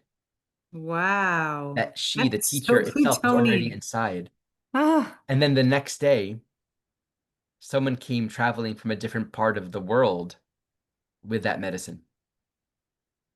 And so then I was And actually able to work with it physically. oh, But it wow. was through liberating the belief that it had to come in that way. Uh-huh. It's things like that that are the biggest blessing because it teaches me directly, not just someone else's story. Although if Hmm. we can learn from this story, please, because like the best way to learn is to realize these are universal teachings. Like these are the best ways for me to learn that the answers are inside, not just conceptually. When we let go of the metaphor and just get to the truth itself. And The every black teacher, snake. every form, every symbol is pointing to the moon. We get stuck on the finger. But the teacher is inside, and that's the whole point of every teacher anyway. It doesn't matter what form it comes. The black snake. Come on, that is so Scorpio. I mean Pluto. Yeah, indeed. That's so good. 10th house. Is Oh, that here we go. you? Hmm. All right, so 10th house, of course, it's our career, it's our social presence, it's how we bring ourselves out into the world, and it's what we commit to, what we dedicate our time to. And with its retrograde, we're going to be reevaluating, is this where my soul wants to be and what I want to be doing? Is this supporting my evolution? And in Aquarius too, it can be, oh my gosh, I can't do this one more day. Hmm. I mean, I remember when I was leaving corporate America, I remember having that experience. And you're going to laugh when I tell you this, but this was so long ago. We didn't even have cell phones when I was leaving corporate America. And I wanted to chuck my pager. I Well, had a like I told everyone, she's been doing this for a while. I know. I had a pager. Doctors would page me when they needed something from me.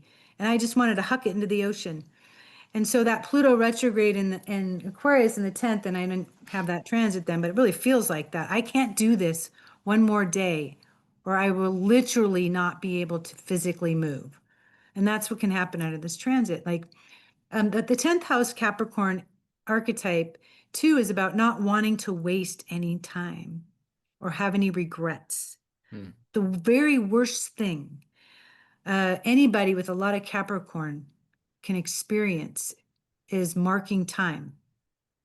To feel as if the soul is marking time is like some kind of crazy punishment or prison, really. And so there's this desire to not waste time, to make the most of time, to make sure that what you're doing is what your soul came here to do. And this is, wow, a big one, but we are all responsible, 10th house, for fulfilling what our souls committed to do before we entered the womb. We all have a responsibility. We all want to know that we're fulfilling that intention. It doesn't have to be this ginormous thing out in the world. It can be an inner movement, an inner evolution that we came here to accomplish, resolution in different relationships, but we have our responsibility. And Pluto retrograde in Aquarius in the 10th house stationing will remind you and ask you, are you fulfilling that responsibility? And if not, what needs to change? Like a Saturn return, what needs to change in terms of how you spend your time so you can then climb higher on the mountain? I mean, that is the Capricorn intention to ascend. We might find ourselves pressured and stressed by existing obligations and responsibilities and social structures that are not relevant to who we are, but we're so conditioned. So one dimension of this is getting quiet and noticing to what extent is guilt running the Mm, show. wow. Have to be this person. I'm a bad person if I quit or if I don't do this or if I'm not available. We can get so conditioned by the roles and the structures that we're playing into that we don't allow ourselves to really connect with the agency and the authority of our soul as you're speaking to. So there might be a need to liberate from the roles, from the structure, from the conditions of our life and access our authentic vibration. So if that's quitting a job, or if it's recognizing, I've been playing the male role or the female role or the householder or the worker, but that's just a matrix. That's just a projection of a social identity. It is not true. For many people, this is like, you know, I don't need to fit in. I don't need a job. Who said I needed a job? Who said that my purpose in life is a job?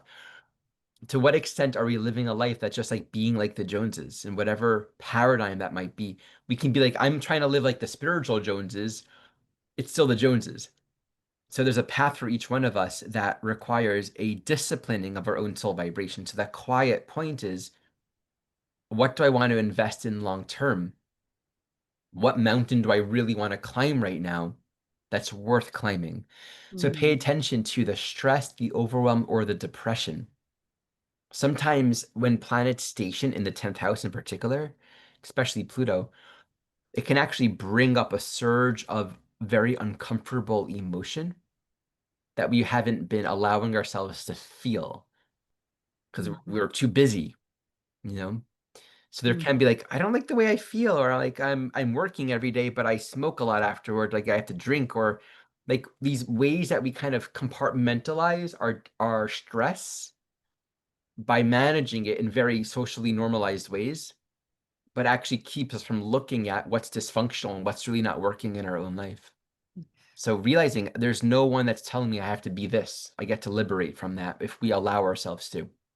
Even if there's like judgment, that's our own inner judgment. We can let go of that. Yeah, like imagine if you've been swallowing, like anytime you've made a decision to do something out of obligation. Obligation is so 10th house. Yeah. And you've just swallowed all the emotion every time you did something. Maybe even like my example with the girl always having dinner on the table. And then it will just, any buried emotion, it will unearth it. Any buried emotion will come up. And it may not come up pretty, especially when transits start to activate that Pluto, Mars square, boom, anger, rage. And that was part of it for her too. All the motion, anything you repress becomes distorted, as Jeff Green teaches. And so that eventually that is going to have to come up. And that's what will under that transit. It's it's like a mountain of energy that finally gives way, Mhm.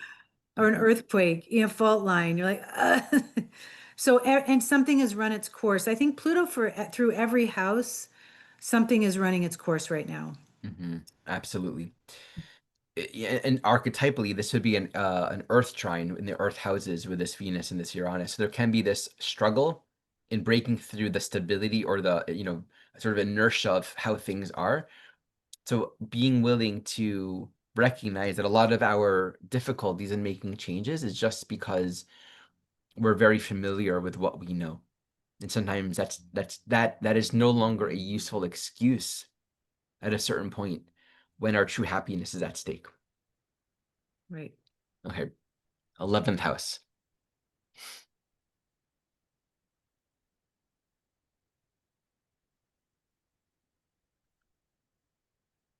If we think of it in terms of the different communities, associations, friends, and groups that we're a part of, they're all reflections of our own vibration.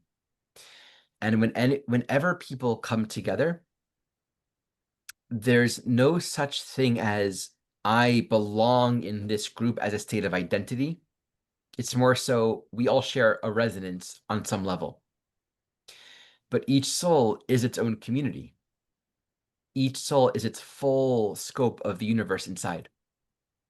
And so we have to free ourselves from suppressing our own individual nature for the sake of belonging. Especially in this day and age, this is another air trine. So we're focusing once again, third, seventh, 11th, the social energies and the fear of standing out, the fear of breaking out of the the boxes of our group, whether it's a political group, conservative, progressive, and all the different subdivisions, spiritual group, whatever it might be. It's okay to feel different. It's okay to not fit in. What a lot of people do is they suppress themselves because they don't want to stand out too much. They don't want to be an outsider. And that can be the trauma, the subconscious memory of, yeah, I mean, that's where I was hung. That's where everyone ganged up on me and pushed me away. Or there becomes this almost like the opposite trauma response, which is, you know, this almost pushing everyone else away in order to claim your own individuality. Get Mhm. quiet. I think a lot of us are losing our life force right now, getting involved in the noise. And if there's something to say or do or speak for or act for, let the stillness call you. And its purpose. It's guided by the momentum of your own soul destiny. versus more noise and more resistance. That getting quiet also might tell us there's a completely different program. I know people that are living in places with no Wi-Fi. They don't really know what's going on in the world. And that's not a bad thing. Mm, That's not a bad thing at all. We're under no obligation to kind of make that more clear.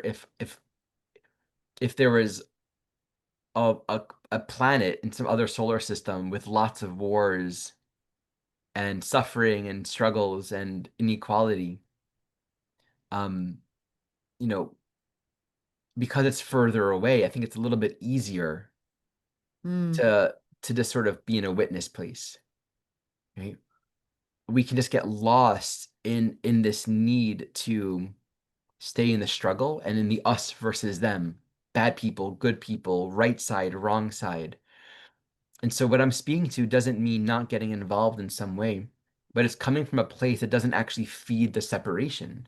When we're following Dharma, it doesn't contribute to separation. It doesn't contribute to I'm fighting on this side and these people are wrong and bad and more polarization. Liberating from polarization and social alienation is one way to think of the signature. To realize that we're all here together, we're all just one big community, and that our path in life is helping to elevate the consciousness of the collective to just see things differently. And we might find a calling, like here's something that we're here to do. And it might be radical, it might be very different. It might mean getting connected to people that are on the other team, bridging mhm. out to communities, to the bad people, to the others, expanding our sense of identity to include much more. And if that's our calling, embrace it because fundamentally we're all in this ecosystem and we got to get out of these strong ways of being divisive towards one another. Oh my gosh, a friend of mine just sent me this Instagram reel about this girl who was bringing her girlfriend home to meet the parents Yeah. for like the holidays. And the mom was great, but the dad was standoffish. The girlfriend didn't get a hug. He wasn't embracing her. And they would go outside and the neighbors would just be staring at them, right? Because they're two women in relationship. And they were just being themselves and loving and just doing it anyway, loving each other anyway, in spite of what the father was not doing and what the neighbors were saying. And it just evolved until the dad was warming up because he was watching his daughter so happy. He was watching love. He Uh, was witnessing love. hmm And the end of this reel, he's out in the front yard painting his white picket fence rainbow. Yeah, yeah. I think I've seen this before. Yeah. And so I just was like, oh my gosh, that's just so good. So that's so Pluto retrograde in Aquarius in the 11th house and just, an opportunity to, yeah, I mean, just to just drop the fences, drop I mean, just to try and to bring more togetherness under that transit. It's where our radicalization could actually become a point of stress and tension. And I often find that when we become so identified with one movement or one group or one party or one identity, we inevitably create this necessity in life to kind of similar to the seventh house to experience the polarity. So I know Mm. so many people, and this is a very Uranian thing right now, Uranus and Gemini, where it's like this swing to these opposite ideas. I'm against this, I'm against that, that's wrong, this is not right. And then suddenly it's like turning entirely, very progressive, now very conservative, or vice versa. And a part of the liberation is recognizing it's it's our attachments that creates these divisions. And so we're kind of getting beyond these my group, your group, it's like really liberating from the teams is a big Mm. part of what's going on here. As being a Jew, I've been really vocal and just expressive of what's happening in Gaza. I have many friends who live in Gaza. And so one thing that I've observed, and I haven't been speaking much lately, haven't felt impelled to, but one thing I've observed is how much identity there is involved in all of this. It's like if I'm a Jew, people like as a Jewish person, I'm very offended by it, right? It's like as if caring You're about people responsible in for one it. part of the world means anything about Jew. well, I'm a Jew, so I'm identified with Israel. It's like these are all these associations that people are making right now. If you're this, and you're this. If you're this, and you're this. If you're this, and you're this. Well, if you're in Gaza, then this. And so we have to free our minds because these are all projections. That's where stereotypes come from. And not one person of any color, race, ethnicity, whatever fits into a stereotype because these are social constructs and frameworks. And not every person of every single group will ever fit into a generalization. That's why they're stereotypes. Mm. And so archetypes are energetics that are universal. Stereotypes try to apply these energies in a generalized way to entire groups, and that's never true. They're all inside of us. That's an excellent example for sure. And eventually with this Pluto transit long term, we're all going to need each other. So, Hmm. Big time. I'm going to close the window. You start with the 12th. okay. So, Pluto stationing retrograde, stationing direct in Aquarius in the 12th. People are not addicted to alcohol or drugs. They are addicted to escaping reality.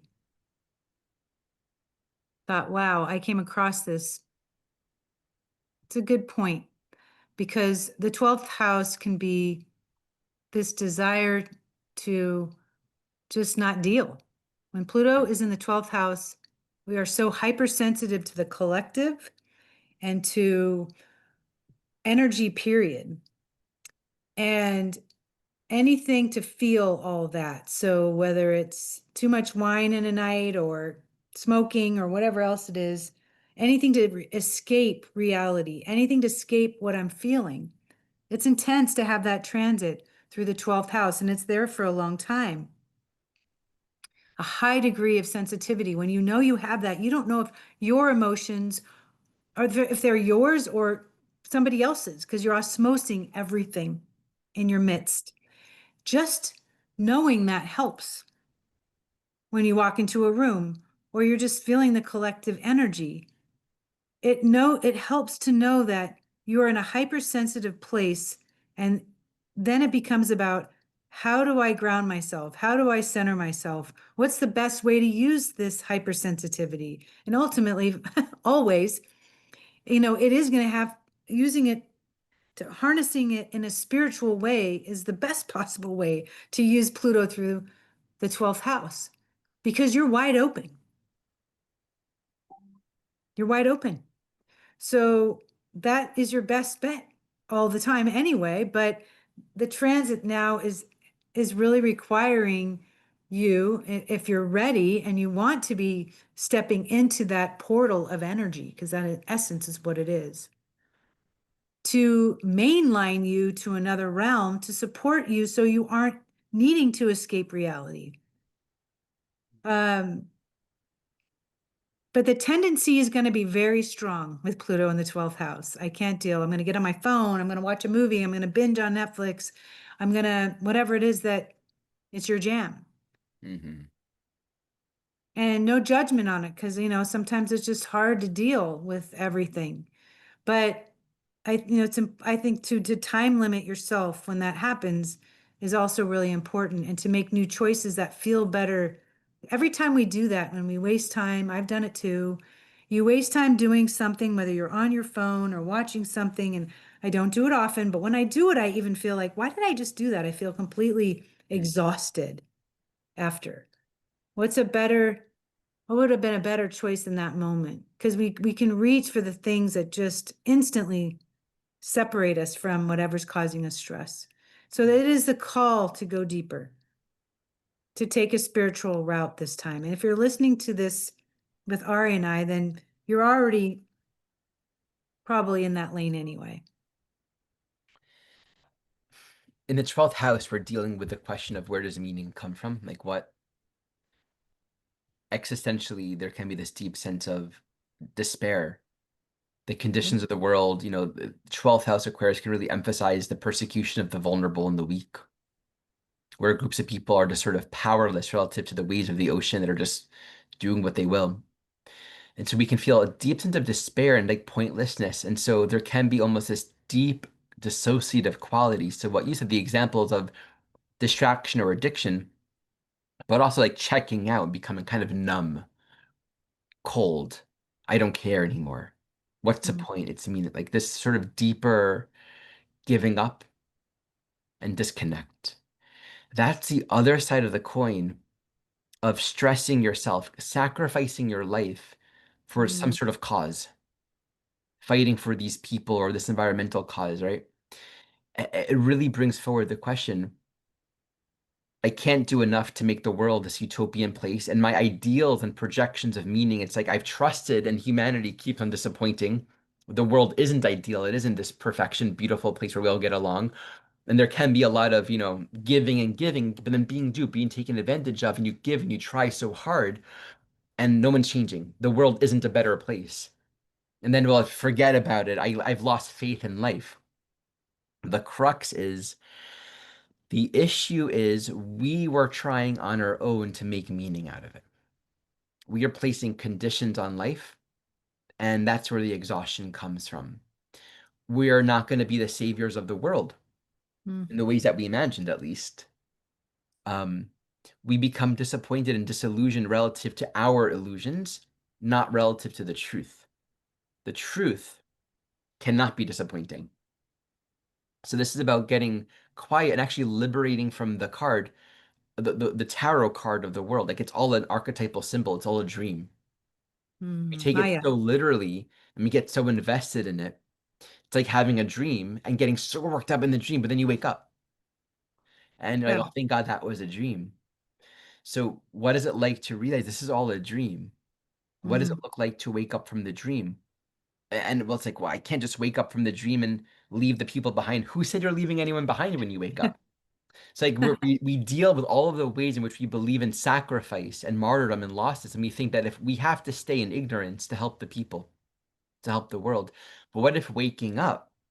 Ramana Maharshi says, self-realization is the greatest service anyone can ever render to society, Mm. something like that. He even Wow. said, like, Gandhi almost met Ramana Maharshi. It didn't quite get up the mountain. He was like really close. And Ramana said something like, if Gandhi would have come up, he wouldn't have left the mountain. Something True. like that. Totally. Oh my There's God. a deep, that piece on the Pluto and the threshold of desire and kind of witnessing the dynamics, but not necessarily needing to act on the dynamics. They're all just appearing within the field of our own soul. This is Mm, highly emphasized with this signature. What if we just are quiet and we watch and what comes in that stillness? And it can come back to inspiration. The 12th house, second house dynamic is like the music, the inspiration, the relaxation. Take a retreat, be alone, allow ourselves to retreat. This is a great time in particular, especially this particular air trine will be manifesting in the mutable houses. mm. Yeah. Take a time to go on a retreat, study, do some spiritual practice, allow for this to be a more not sorry, not mutable houses, the ninth house and the fifth house and the 12th house, the fire houses. But yeah, just a time to access more inspiration and a retreat from the seeming realness of this life, a lot more clarity and direction. Then we might find that our purpose is to do something really powerful, but it's fueled by a non-doing. That's the key here, to not be exhausting ourselves and trying to be something and do something. There's a lot of ego. So there's a deeper, more empowered place of being an instrument of higher divine will. Or it might just say, do nothing. I mean, Write a book. It might take a while. Write a book though. Let go of everything else. to become self-realized, if that is the most important thing you could do, that involves nobody else, but as you become self-realized, your own vibration affects everybody else through the ripple effect. I mean, that surely simplifies things, even though it's the truth is simple. It's just not always Mm. easy, right? Yeah. So will you say that quote again about what he said? The greatest service you can render into society is your own self-realization. I mean, that is a mic drop right there. It just is. I Mhm. mean, we just went through the whole wheel. I mean, we're all just exhausted by all these archetypes. I'm sure thinking about all that needs to be done in our evolution. We're always thinking about this, that, or the other thing. But it all comes down. The bottom line is what you just said. Um, It's simple. yeah. We complicate things. So at the very minimum, every day, start with that. Work on that. All right. Well, this completes our interpretation analysis of Pluto direct in Aquarius through the houses. Kristen, what do you think we should title this? Like, what's the core theme that you think would be a good core phrase to kind of bring the essence of this teaching together? What's the core theme of this Pluto stationing? The power of self-realization. There you go. I had a feeling you were going to go in that direction. Beautiful. I Truly. mean, Yeah. if we all did that, imagine what the planet would be like. Hmm. All We'd right. be making a new kind of music. Indeed. All right, Kristen, thank you so much for joining me. I really enjoyed this. Me too. Once again, everyone, the EA conference coming up in a couple of weeks. 4 days of wonderful, beautiful, intensive teachings from 15 evolutionary astrologers, free movie watch party, buy your own popcorn, watching the planetary method of chart analysis on Sunday, the week before the conference, Sunday before the conference. I'll put links to all of that and Kristen's readings, Kristen's newsletters as well in the description below. As always, thank you so much for watching.